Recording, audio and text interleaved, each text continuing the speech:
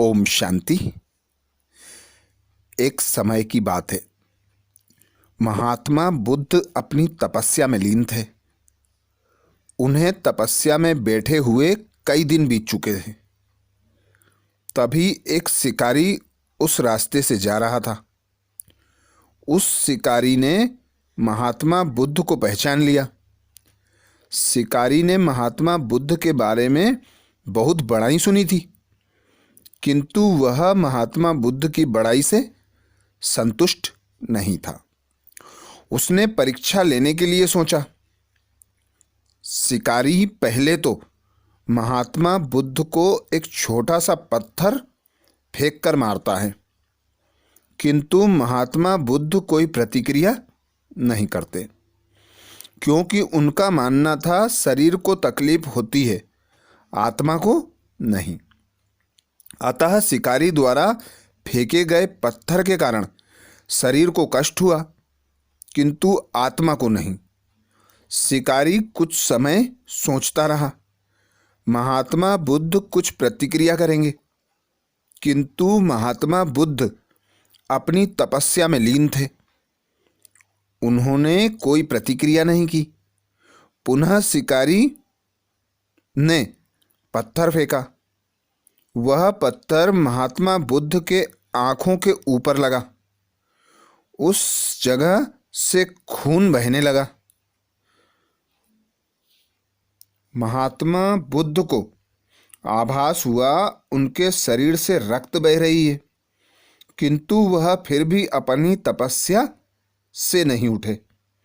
शिकारी को गुस्सा आया और उसने पुनः एक पत्थर और महात्मा बुद्ध की ओर फेंका। महात्मा बुद्ध के शरीर से अब खून अधिक बहने लगा। इतनी पीड़ा महसूस कर महात्मा बुद्ध के आंखों से आंसू निकलने लगा।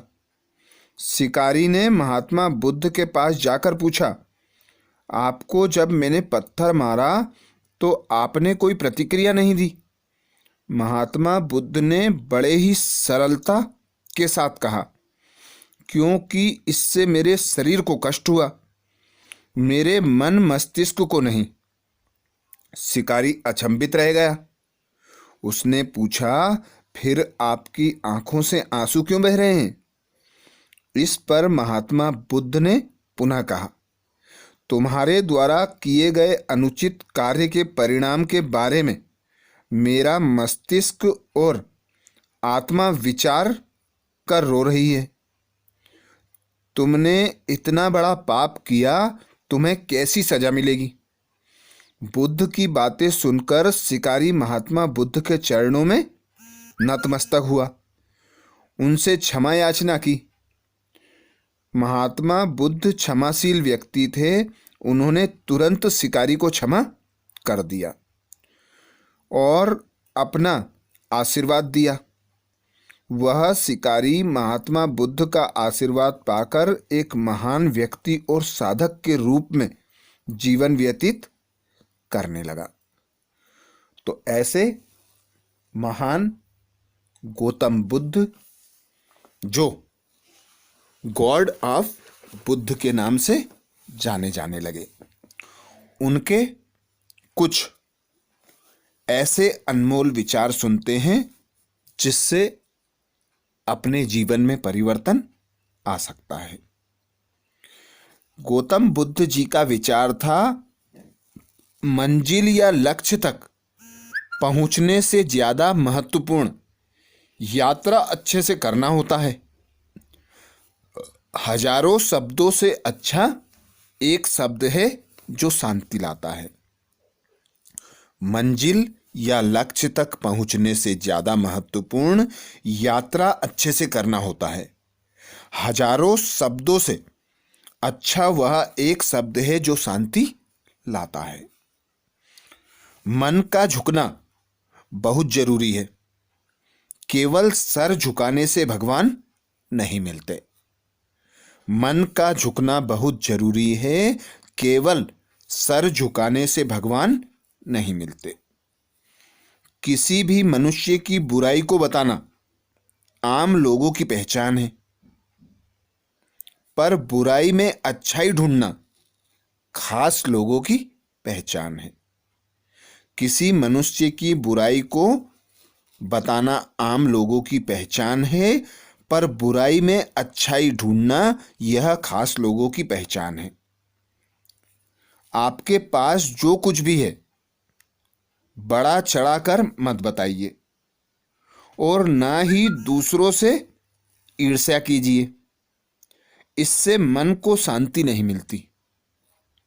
आपके पास जो कुछ भी है उसे बड़ा चढ़ाकर नहीं बताइए और दूसरों से ईर्ष्या नहीं करनी है। उससे मन को शांति नहीं मिलती। कोई मेरा बुरा करे वो कर्म उसका, मैं किसी का बुरा ना करूं यह धर्म मेरा। कोई बुरा करे यह कर्म उसका, मैं सबका भला करूं, मैं किसी का बुरा ना करूं यही धर्म मेरा। अपनी उम्र और पैसों पर कभी घमंड मत करना, क्योंकि जो चीज गिनी जा सके वो अवश्य खत्म होना है। अपनी उम्र और पैसों पर कभी घमंड मत करना, क्योंकि जो चीज गिनी जाती हैं वह अवश्य खत्म होना है। हर एक तकलीफ से इंसान का दिल दुखता है, पर हर तकलीफ से इंसान सीखता बहुत कुछ है। हर तकलीफ से इंसान का दिल दुखता है, पर हर तकलीफ से इंसान सीखता बहुत कुछ है। खोए हुए हम खुद हैं और ढूंढते हैं परमात्मा को। खोए हुए हम खुद हैं और ढूंढते हैं परमात्मा को। 1000 खोखले शब्दों से एक शब्द बेहतर है जो शांति लाता है। 1000 खोखले शब्दों से एक बेहतर शब्द अच्छा है जो शांति लाता है। घृणा करने से घृणा कम नहीं होती। घृणा करने से घृणा कम नहीं होती, बल्कि प्रेम से घटती है। यही शाश्वत नियम है। सभी गलत कार्य मन से ही उपजते हैं। यही मन परिवर्तित हो जाए तो क्या गलत कार्य रह सकता है? सभी गलत कार्य मन से उपजते हैं, अर्थात मन से जन्म लेते हैं। यदि मन परिवर्तित हो जाए तो खराब कार्य नहीं रह सकते।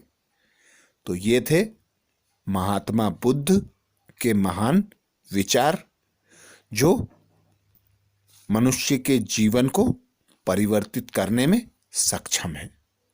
ऐसे महात्मा बुद्ध के और विचार और शिक्षाप्रद कहानियों के लिए बाबा के चैनल को सब्सक्राइब करें। यदि कहानी और विचार अच्छे लगे तो लाइक, शेयर, कमेंट्स जरूर करें। अच्छा, ओम शांति।